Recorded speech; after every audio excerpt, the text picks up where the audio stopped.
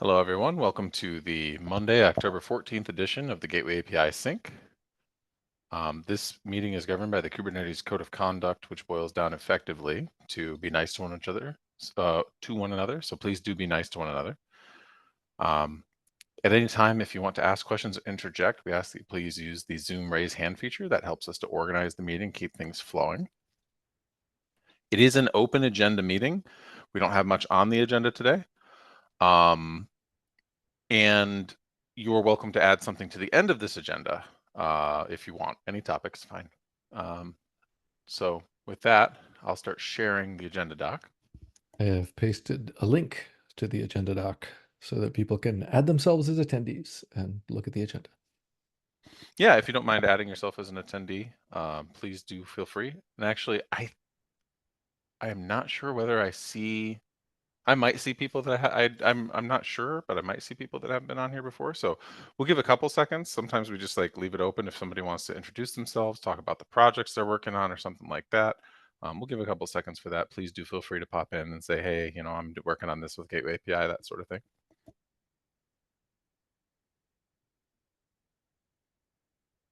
And if you can, please do turn your cameras on.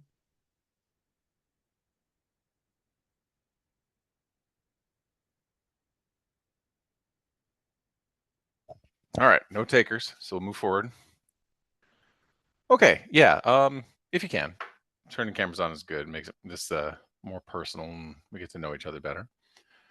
The first thing I have here is just kind of a reminder that we have started the Gateway API 1.3 release cycle. 1.2 is shipped.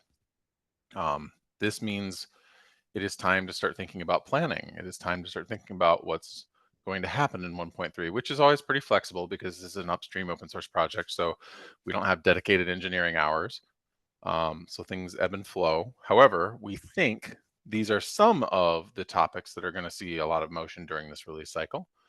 We'll know more in the next few weeks, and especially during KubeCon when things tend to shake out a little bit more. But policy attachment and meta resources seems to have some motion in the ocean, auth for sure, and developer UX. So making Gateway API more developer friendly. If there are other things that you think are going to be major topics, please do feel free to add a note there. And please do feel free to advocate for topics that you want to see in 1.3. This is a great time, like literally these next few weeks especially, to say, actually, I would really like to see X, Y, or Z happen during the 1.3 release cycle. Now, to make that happen, you may have to be the one that drives it, but now's a great time to start saying and getting some discussion about what you want to see, because the further in we get, the more hardened kind of the milestone gets. So I see some notes being added. Thank you.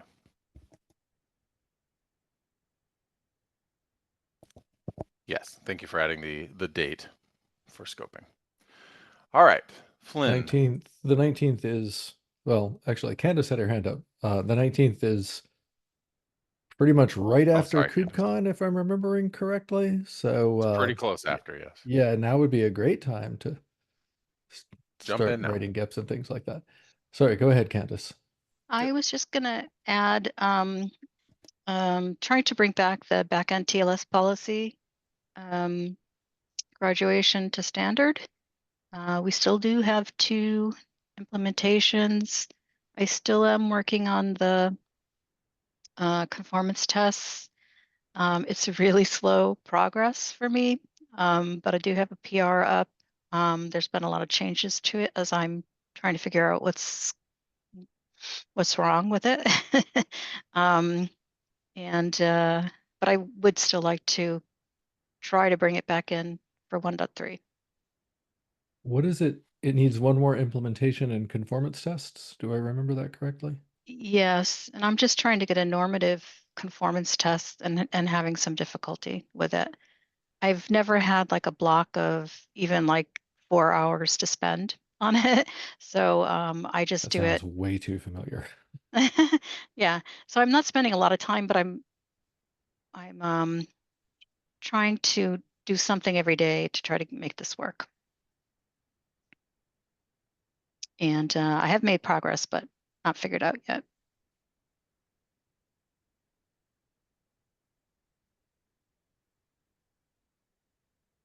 Okay, thanks for adding that. That's a good point. I also there's Seems cool. this was not an exhaustive list. I have heard there's some potential that session persistence is going to get some more cycles during this cycle and stuff like that. So definitely a good one to call out. And for those interested in that policy, please do. Now is a great time to start saying, hey, you know, I could implement this in my implementation, etc. Let us know. I don't see any hands up. Okay, so go ahead, Flynn, with your topic. We are seeing an increasing number of implementations that are building on top of Gateway API, and we are seeing an increasing number of ways that different implementations or products, I should be saying, building on top of Gateway API manage or mismanage the Gateway API CRDs, ranging from hey, let's go overwrite whatever is installed on the cluster to, hey, let's crash if the right thing from my point of view is not installed in the cluster to, I've seen at least one instance where two different projects wanted to work together and had conflicting requirements for which version of Gateway API they needed. This is a bad situation, TM. And Yes. I wanted to take this opportunity to point out that I personally think that we're going to need to supply some more official public guidance for how the project thinks the CRDs should be managed. I don't really want to try to have a long, detailed conversation about this right this second. I think that checking out the best practices thing that Shane just linked in first is a really good idea, and taking some time to think about it. And then we can come back to this in more detail at a later meeting, or we can just see how it goes if we do everything asynchronous on the GitHub discussion. But it seemed like a good thing to bring up and point out to people that this is probably a thing that we should be paying attention to. Go ahead, Shane. Dude, I was going to say we should probably link the GitHub discussion. I thought that was the community one that you mentioned. Oh, that one is specifically the PR for adding the best practices doc. Was there also a discussion in Gateway API on this topic? I don't think so, and perhaps there should be, but I think Perhaps there there's- is. let me see. In any I case, don't remember where. this is like a top of mind thing for me as well, particularly managing CRDs. But then you see with this PR that I'm trying to put a little bit more color on it. The Gateway API started the whole right, like started the path of what it means to be an official quote air quote CRD for Kubernetes. Network policy did it next, and now multi-network, these are all sub projects in SIG Network, is starting on it. So 3 is a trend, and we have a trend starting, and we need to make that as good for the users as we possibly can, while also questioning a lot of things about how we got here, why we're here, and what is the best path forward for everybody. But in the meantime, certainly managing the CRDs and clusters is a pain. You can get into really unfortunate situations. This is When related as well to the conversation from a month or two ago about, hey, should the experimental channel be its own API group or should it not? But they're not quite the same thing. There's discussion number 2655 about CRD lifecycle management. That's the one that seems most relevant, but not quite the same thing, but yeah, maybe.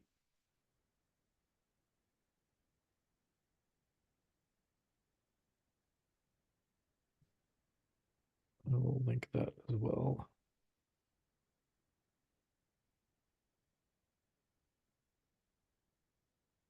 cool. So with nothing else, because I don't see any hands raised or anything in chat, then it's like a PSA that there are a lot of people thinking about this problem set. And if you're interested in this, / if you have something to bring to the table because you have lots of experience with some of the problems related to CRDs, here are some of the places where you can jump into discussions and PRs and efforts to try to make that better. Not that I think any of us really have any of us in the industry really have lots of experience managing different versions of CRDs yet. But hey, another opportunity to be on the cutting edge.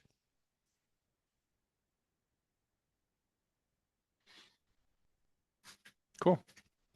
No hands up. We're going to switch to the next topic. Oh, go ahead. Oh, nothing. Just we've been having active discussions within Microsoft about the most appropriate way to manage this, particularly amongst multiple, hopefully, projects that will work well together and use the same set of CRDs underneath. So, yeah, definitely interested in Same this conversation discussion. going on. Yep. Yeah, same Yep. conversation going on. We need to stay in touch. Yes. Yeah, I should probably point out here that I brought it up not because I think that I was somehow unique in having this concern. Yeah.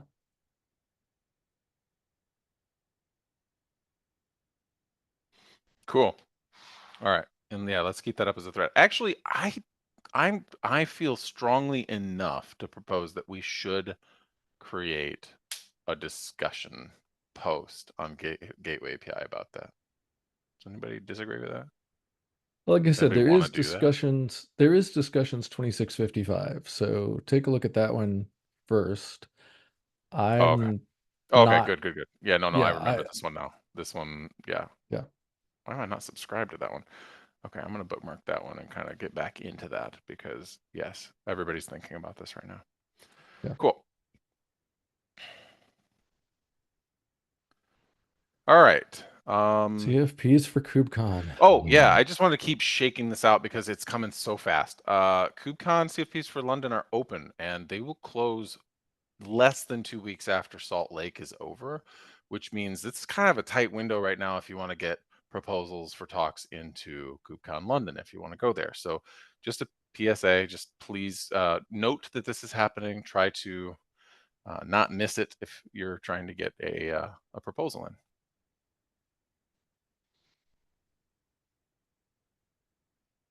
All right, and then I wanted to just, we don't have to talk long, and we don't have a huge group or anything. We do have, I think, at least a few people here that are probably at least somewhat interested in this. But going back the last couple months, we said that with 1.3 we would want to have potentially developer UX. Like we use the term Anna the developer, and we say, we try to frame things in terms of what's good or bad for Anna the developer. And we've been talking about how to make that better in the future, potentially during the 1.3 cycle, because I think there's a fair amount of sentiment out there that we've served the other roles in our role-oriented kind of architecture pretty well, but developer has maybe been a little underserved. So we hadn't seen a lot, everybody seemed to agree that this was probably worth talking about. However, nobody's really come forward and been like, I have this specific idea. So I did try to throw out an idea last week that resonates with me. And that is with Ingress, if you use Ingress, you would just kind of say, okay, I got my app. Here's my deployment. This tells, the infrastructure admin how to deploy my thing. And here's my Ingress. This tells them what port I listen on. And that was a thing that I did for a long time. And I didn't have to think much. Sometimes there are weird annotations and stuff like that. So I'm not going to say never have to think, but I didn't have to think much about the infrastructure. And in many cases, I think you don't have to think too much about the infrastructure. Ideally, some other role takes on the role of like figuring out what gateway you're going to go to and so forth. Gateway API's routes have a parent ref, which is required. You have to now know, you can't just say, here's how you deploy my thing and here's how you expose it. You have to say, I also know exactly what gateway it's going to be deployed on. You have to know something about the infrastructure now, which again wasn't necessarily never a case, but that's something that I think we should look at and discuss. And I appreciate the feedback I've gotten from Keith and Mike, who's here, but I am honestly a little perplexed. Like if the answer is most people actually this doesn't resonate with them, that's great. That's what the discussion's for. You say something in the discussions and you have a discussion. If it shakes out that like nobody else is like super on board, then it was a positive discussion, even though it didn't have, maybe the outcome you wanted or something like that. But I have a sense that this is a problem. I can't stop fighting that feeling in my head that this really is an issue.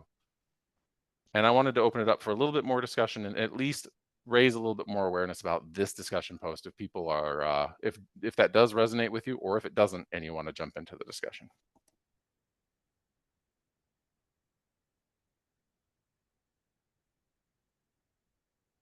There are a lot of ways that I feel like Gateway API. I think that I think that the way you phrased that as requiring people writing routes to know more about the infrastructure than maybe they ought to, I think is relevant. The one that keeps coming to my head is the imagining, okay, so I go through, I deploy my routes, I have my application working, and then we decide to change gateway implementations, and the new gateway has a different default name, and the people deploying the new gateway don't think too much about it. And now I have to go and rename all, edit the name and all the parent refs and all the routes. That kind of has always felt a little bit silly to me. I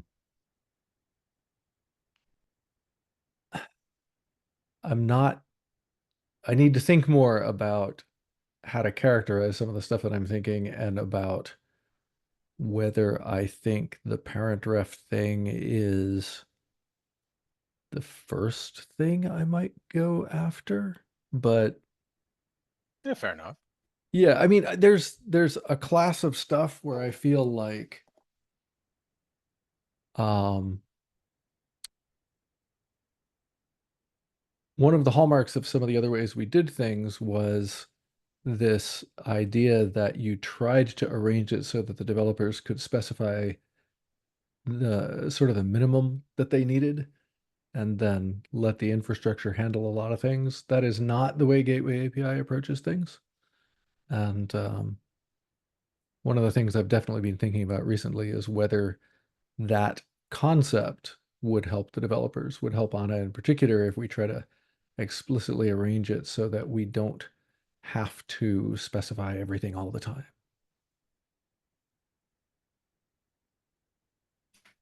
Indeed. Of course, since I haven't really thought a lot about how to phrase all of that, that probably sounded completely insane, in which case, my apologies.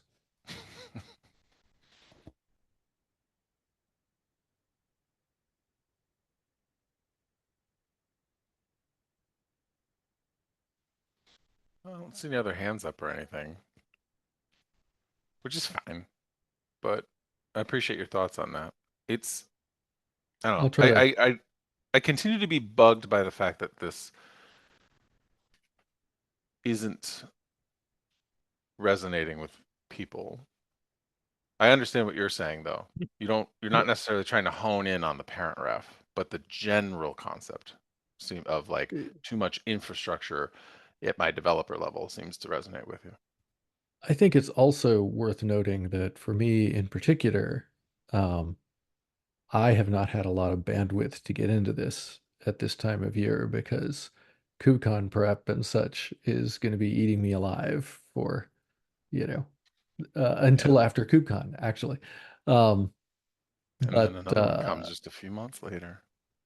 Yeah, thank you so much for reminding me of that. I really liked the break between April and November, in 2024, but this November to April thing, oh my God. Anyway, yeah, Sailor, go ahead. I'm sorry if I'm mispronouncing your name. No, that's right. Obviously the hierarchy between a cluster operator and a HepDev is going to be different depending on where you're at. But I wonder, with the nature of the Gateway API, if you're going to have sort of this natural collaboration between the two roles. I mean, I guess because of the existence of parent ref today, you're naturally going to have that, in that your cluster operator is going to say things like, here's your gateway, here's what I've provided to you, here's what you need to attach to. Is that relationship wrong? Is there an issue with having that type of relationship where the personas can share? Do we want to have full separation? Or, is this just sort of completely specific to everyone's use case? I think that the ability for Anna to say, I want this mapping to attach only to this gateway is critical. or only these gateways, maybe. I think the requirement for Anna to say which gateway bugs me, because, you know, if Anna is looking at, hey, there are gateways that allow people to gain access from outside my cluster into my cluster, then she may very well just want to say things like, hey, here's a chunk of the URL space, attach it to this. Anybody who talks this chunk of the URL space should go to my workload here. And she may not care which gateway it's attaching to, or, you know, maybe there are 3 different gateways, all of which have different user or different host names, but she may want all of them to be relevant. So it's to me, there are questions that show up like what should be allowed versus what should be required is probably the simplest way to summarize that. I see. So forgive me, I haven't read the actual discussion. Is there a proposition for what the alternative would be, like a default name for I a think gateway Shane, where you don't have to I specify? put that the how isn't what I'm worried about right now. I'm Okay. more worried about getting consensus and kind of seeing if there's alignment out there for the what. And to that end, I think you actually make a good point that, like, I might just drop mentioning parent refs because that starts to poke at the how a little bit. Yeah. I could reduce that a little bit in the language, but I like the distinction that you made, because I agree with it 100%, but I don't think I captured it here that the option should be there to specify a gateway, but I am also like, Yeah. why the requirement? Because there will be situations where, like, I think there are situations where people are on ingress right now where they're looking at like HTTP route and they're like, why do I need to know the gateway? I'm going to hand that off to another team. They're going to worry about the gateway. Why is that in my spec? Why is that required? Yeah. You end up with, you end up with some really interesting questions for anything you can do around optionality there. So that's gotta be interesting for sure. Yeah. What do you think, Sailor? Like, oh, go ahead, Candace. I just wanted to bring up a point where it may also be entwined with listener distinctness, because it's actually really the listeners that I feel like the app developer needs to be aware of.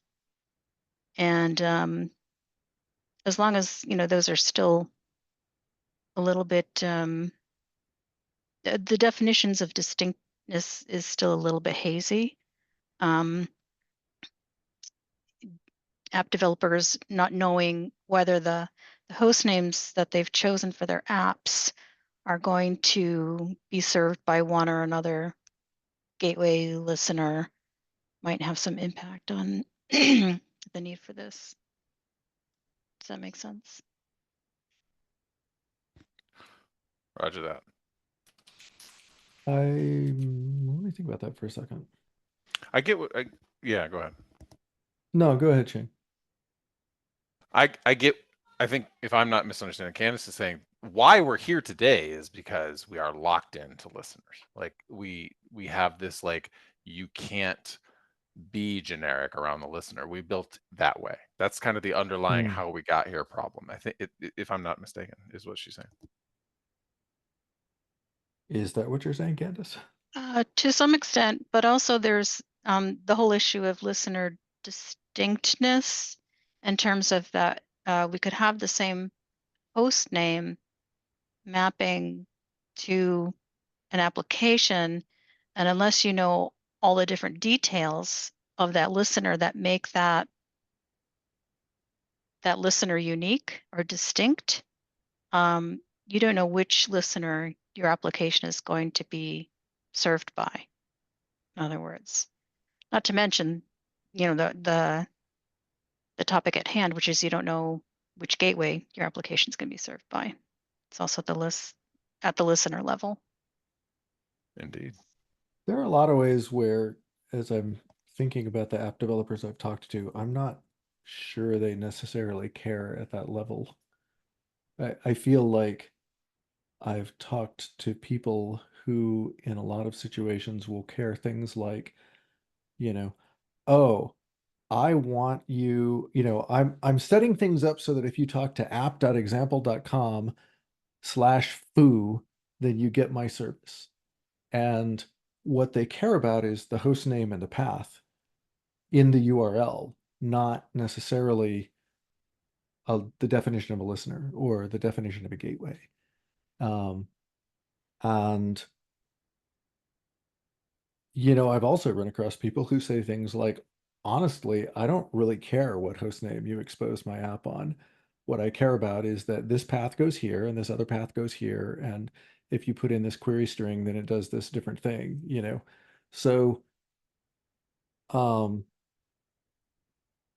I feel like it is extremely important to be able to define what a distinct listener means for people who are writing listeners and gateways and things like that. I'm really not sure the app devs ever are going to be thinking in those terms, maybe. Does that make sense? I think it's hard to tell. It might be a good question to bring up on the Slack channel. I think there's more app developers there that might be able to answer it. Yeah, a lot of that is certainly tempered by, experiences with emissary, right? But it would be really interesting to see how many folks on the Gateway API Slack channel identify as app developers. That would be pretty cool. I have suspicions. What's your suspicion? My suspicion is it's not a lot. It wasn't And it until would be KubeCon Chicago that we even had somebody that was more in that space, app developer / user of Gateway API, that finally showed up and gave us a bunch of good feedback. Like that, my suspicion is there's not a lot of this people in this persona in there, and I think that's been a historical issue for us as a API, is we haven't had a good way to reach out to that. And at the same time, there are ways in which it is kind of hard to get started with Gateway API, including it forgive me, but including it being done with CRDs. And I would argue the fact that Ingress is still there and still serving a large portion of the people who would be in that role, which Ingress makes it harder for Ingress us to engage with them, I think. But Ingress definitely does have the very interesting characteristic that you have to share, and you can end up with collisions between conflicts between people who are trying to worry about infrastructure things and people who are trying to worry about app dev things. But yeah, it can be fairly simple if you don't care about a lot of things. yeah. Since I don't see any more hands up, I did want to just say, Sailor, not to call on you too much or anything, and you don't, if you don't want to, it's fine. But like, just kind of curious to hear more of your perspective. Like, did that help you at all as a conversation so far? Is that going off in the weeds too much for you? Like, what's your perspective? Where are you coming from when it comes to this question of like UX? I mean, I think that discussion around how it should be an option made sense. I guess my initial question was just more around understanding the relationship between the personas and the expectations between them, and how that would impact this. And I guess, um, how common would it be for an app dev to be in that position where they're just like, I don't want anything to do with the gateway. I don't want any knowledge of that. I want to do my own thing. If that is an expectation of someone who is working with the Gateway API and understands that hierarchy, and it seems like that could very well be the case. Roger that. Appreciate you sharing. Yeah, I think there's been a lot more. I think there has been a lot more discussion of things from the perspective of Chihiro, the cluster person, and Ian, the infrastructure person, than from the perspective of Anna, the app dev person. So that's Yes. this is a thing we should continue talking about and continue sorting out. How about a Gateway API user group meeting at KubeCon or something? That would be pretty cool. Indeed, we have that. And We there's do. a document. Yes, there's a document. Let me find it here. We posted it last week, I'm pretty sure. There is a Google Doc floating around, which I will link soon when I find it. It's posted in the Slack channel, and that's where I'll go get it from if I can't find it in this doc. Basically, with open, we're gonna have basically working group discussions about Gateway API. The two topics that have been proposed so far are auth and policy attachment. That I've checked since I've seen the doc, so there could be more now. We could definitely add this and continue the discussion around UX at KubeCon. Yeah.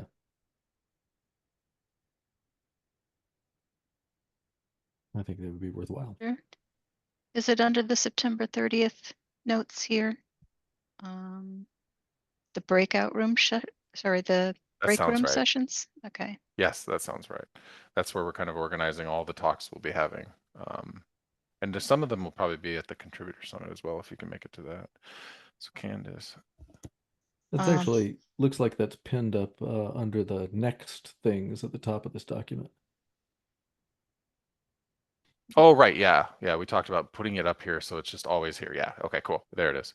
So yeah, this doc, if you have a topic that you're interested in at KubeCon, if you'll be at KubeCon, and even I guess if you won't be at KubeCon, we can always, try to compile later. Put them in here. This is where we're kind of collecting those conversations, and we'll have some breakout rooms organized there and at the contributor summit. But did you say there's already a user group meeting there, or? We are just doing breakout room sessions. So did I say? I don't remember what I said. No. So basically this is that in my mind, where we're just going to have topics, and we'll have breakout sessions, which we will have to get the rooms figured out for, but there could potentially be more than one.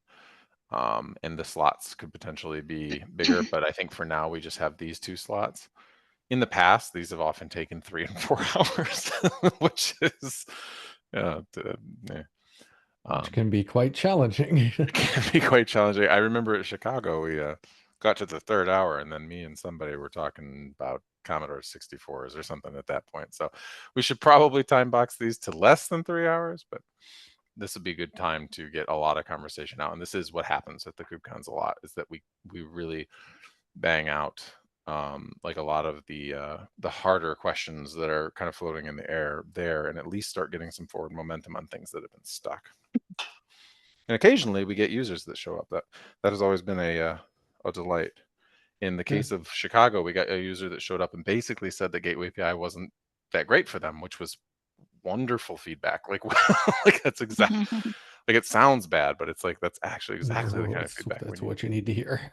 That is exactly what you need to hear.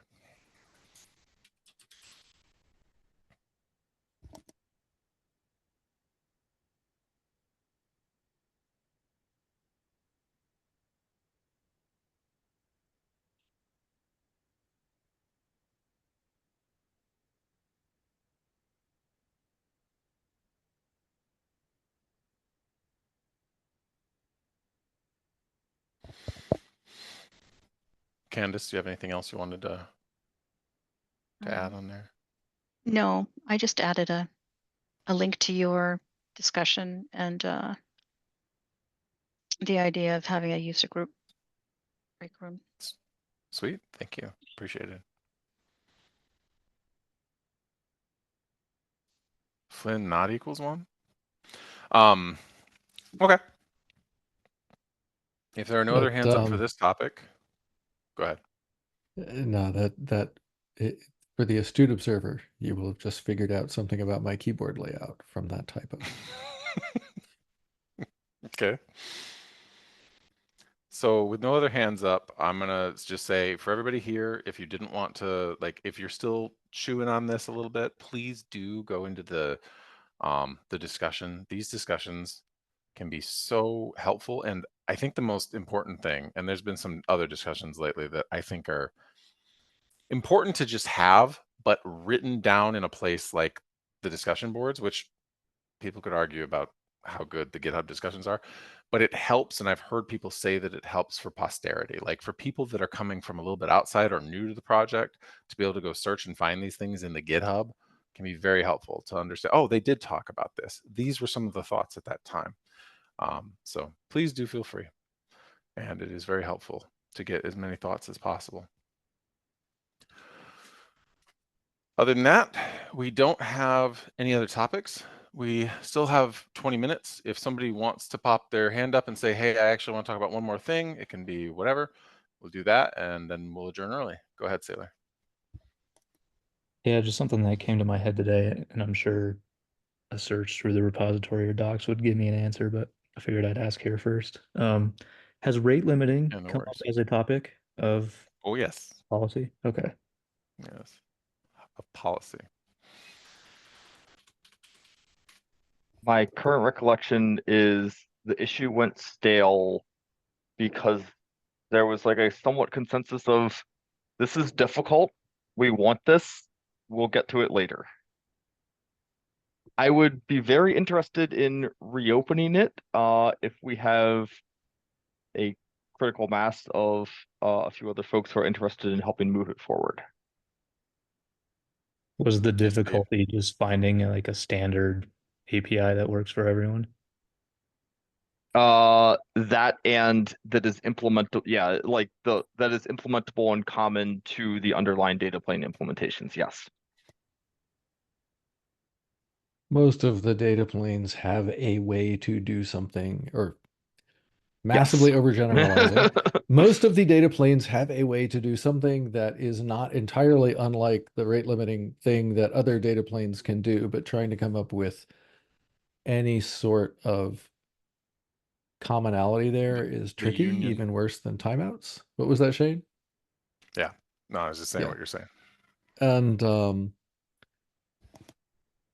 the other really fascinating thing about rate limiting is that at the moment you start talking about rate limiting in practice, you instantly run headlong into competing requirements for what people think their implementation needs to be able to do. And so life gets challenging.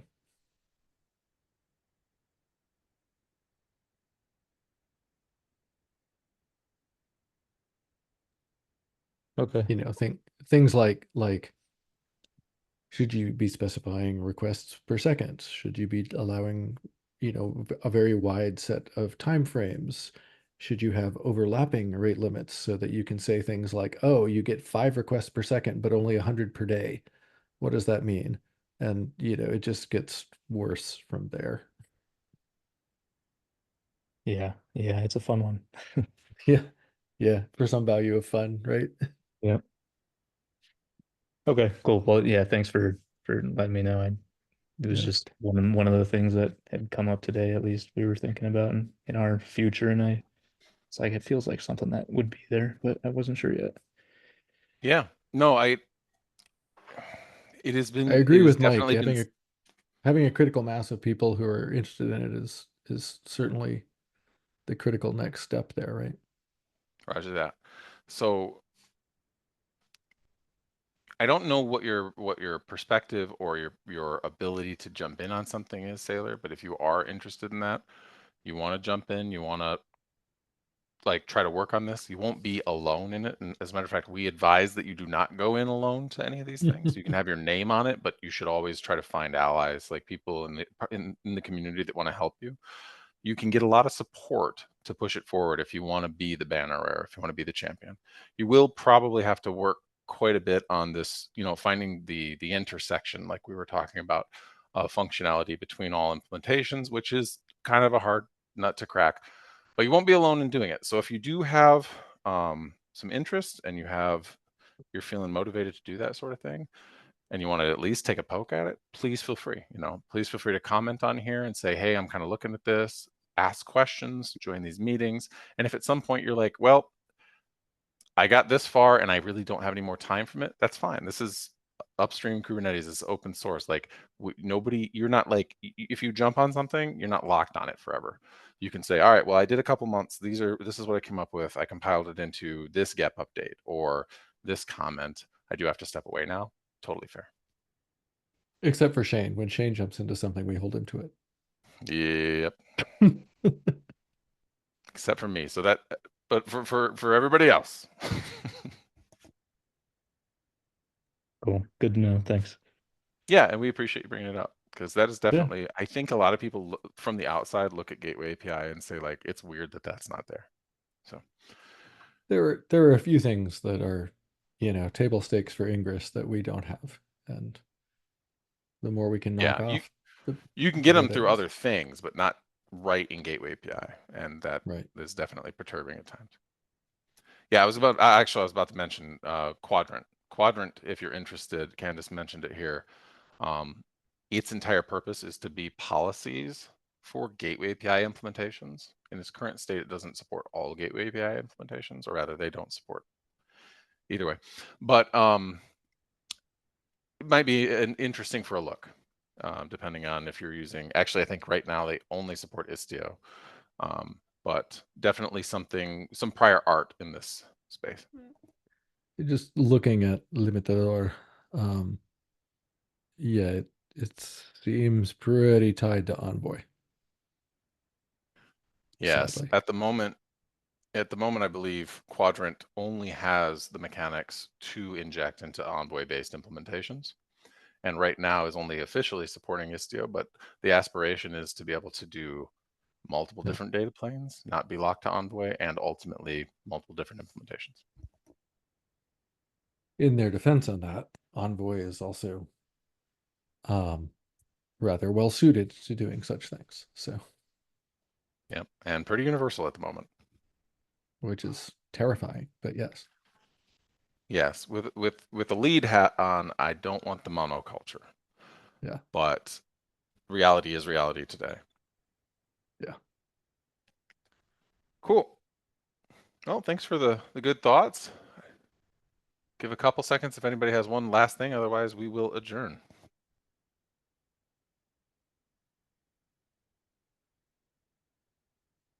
Going once, going twice. Sold. Cheers. Thanks for coming, everyone. Enjoy. Talk to y'all later.